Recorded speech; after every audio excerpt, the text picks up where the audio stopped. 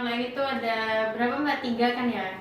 Ini kompresornya, terus humidifiernya sama yang di unitnya. Jadi ada 3. Ventilator APMA V5. Iya.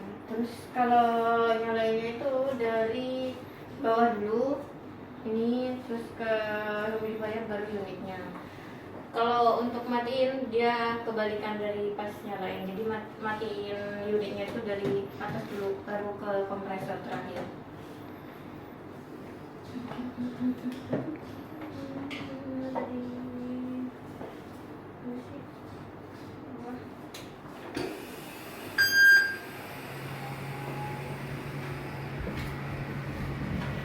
Ini Teslanya mana mbak? Basah? Sama dari pasien ini loh. Oh iya, Teslanya kan jeruknya Ada ada dus di ya? dalam.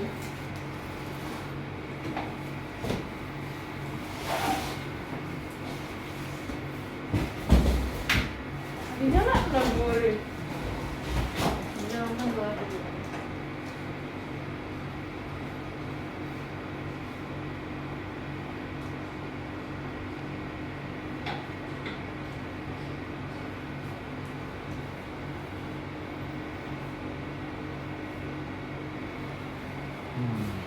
Nah, udah kan. Terus kalau pas tampilannya kayak gini, ini namanya modenya mode standby awal, tampilan awal. Di sini ada seleksi pasiennya mau pasien yang dipakein ventilator ini dewasa atau anak-anak. Jadi kan ventilator kita itu selain buat dewasa, bisa juga buat pasien yang anak-anak.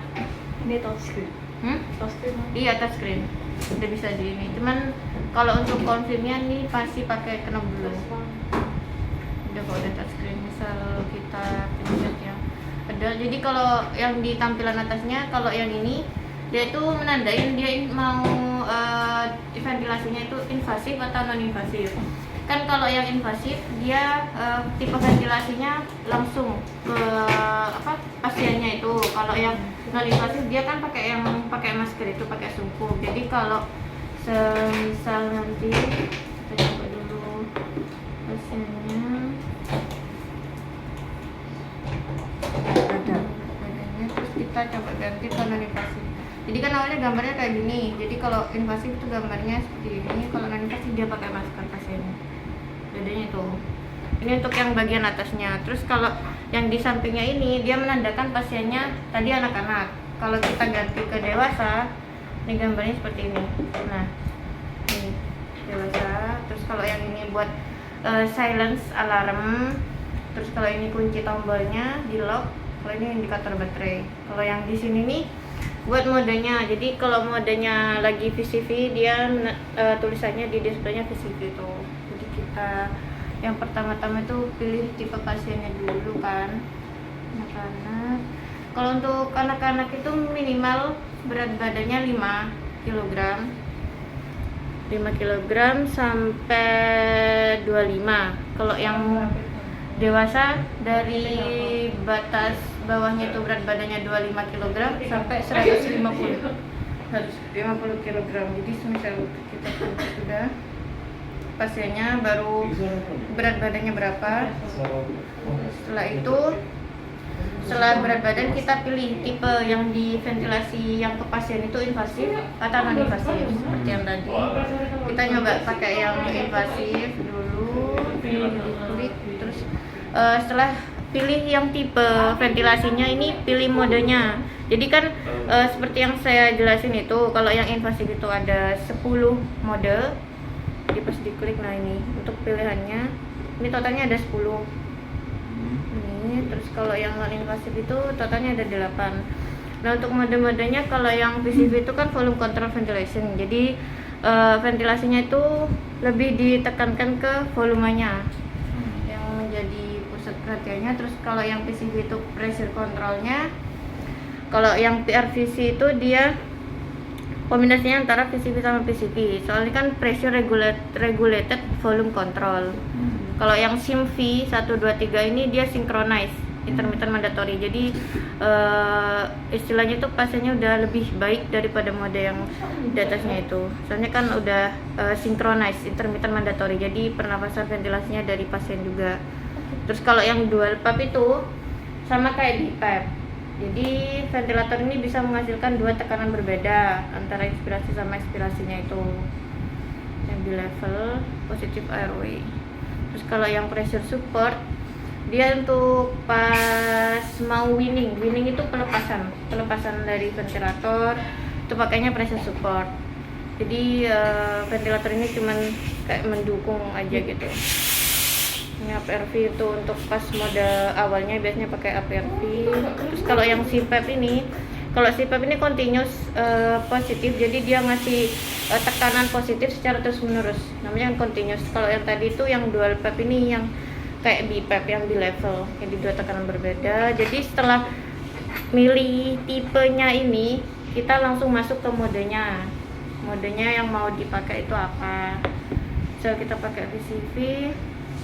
Nah setelah selesai pilih mode, sebelum di start ventilation kita nyobanya ke start test dulu. Jadi sebelum ke pasien pakai start test dulu, langsung di confirm. Ini untuk memastikan nggak ada kebocoran, entah di saluran yang di breathing circuitnya. Nanti bisa Sensornya bisa. bisa. Kalau Si gitu. Bapak sih nggak bisa. Yang CPAP itu tipe berapa kemarin yang datang Mbak? NLF ya? Bukan Roche nggak sih? Oh, NLF itu Roche. Oke, terus.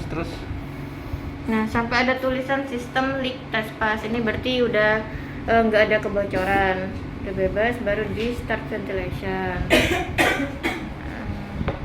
Udah. Untuk tampilannya kan seperti ini.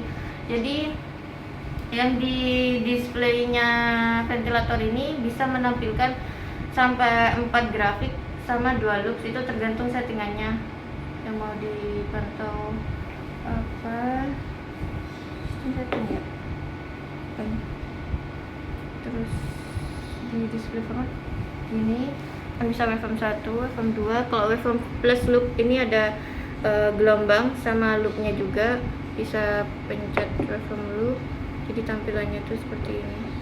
Jadi ini untuk waveformnya itu gelombang. Jadi gelombang yang paling atas yang nomor 1 itu yang mau dipantau apa. Kalau P sama T berarti pressure terhadap waktu. Kalau V sama T itu volume terhadap waktu, atau time flow itu alirannya terhadap waktu. Jadi tergantung yang mau dipantau itu apa. Terus untuk loopnya juga bisa dipilih, kan maksimal itu tampilannya itu 2 loop. Ini untuk pilihan loopnya yang bisa dipantau. Nah lagi itu ventilator kita itu udah bisa monitoring CO2, jadi karbon dioksida sama SPO2 nya itu sama-sama bisa dipantau juga. Nah tampilannya kan seperti ini. Ini apa? Loop, namanya looping. Jadi ini pemantauan apa yang mau dipantau yang di looping. Seperti ini kan kita pilihnya F terhadap V, berarti ini flow alirannya terhadap volume. Itu kan bisa dipilih tampilannya nanti. Nanti kan dokternya yang ngerti untuk apa aja yang mau dipantau atau apa aja yang mau ditampilkan di displaynya itu. Terus kalau yang di tampilan layarnya itu untuk yang parameternya itu yang bisa di set itu yang di bagian bawah ini yang bisa di set. Ini ada F trigger, terus VT itu untuk yang volume tidal, frekuensi itu yang RR atau respiration rate, sama VO2 itu kadar oksigennya yang masuk. Terus kalau PIP yang positive and expiratory itu dia hasil sisa expiratory. Terus ini time-nya, pokoknya yang di bawah ini buat parameter yang mau di setting sesuai dokternya. Kalau yang sebelah sini nih, ini hasil pemantauannya, jadi monitoringnya sebelah sini. Ini untuk parameter yang bisa. Ada di yang mau ditanyakan atau gimana? Ini terus lagi yang punya ventilator kita itu, semisal kan tadi ada yang invasif itu 10 mode, yang non invasif itu 8 mode. Jadi setiap mau pindah mode itu nggak harus pindah ke standby dulu. Jadi kita bisa langsung ngatur, misal dari PCV mau pindah ke PCV itu langsung bisa. Dan terjadi nggak harus setting dari awal di tes dulu, nggak usah. Jadi langsung tinggal ganti di modenya itu. Nah ini kan udah keganti sendiri langsung ke PCV itu. Kecuali kalau semisal dari invasif mau pindah ke non invasif, itu harus ke mode standby dulu. Mode standby nya tinggal pencet yang ini. Nah kita balik lagi ke awal. Itu untuk mode standby nya. Kalau semisal dari invasif ke non invasif, kalau cuman pindah mode aja itu bisa langsung. Kalau yang pindah tipe harus ke mode standby dulu. Tuh. Ada yang mau ditanyakan? Oke. Yang ini namanya kan tes selang, jadi ini seperti apa? Paru-paru manusia. Kan sebelum ke pasien kita nyobanya pakai ini dulu.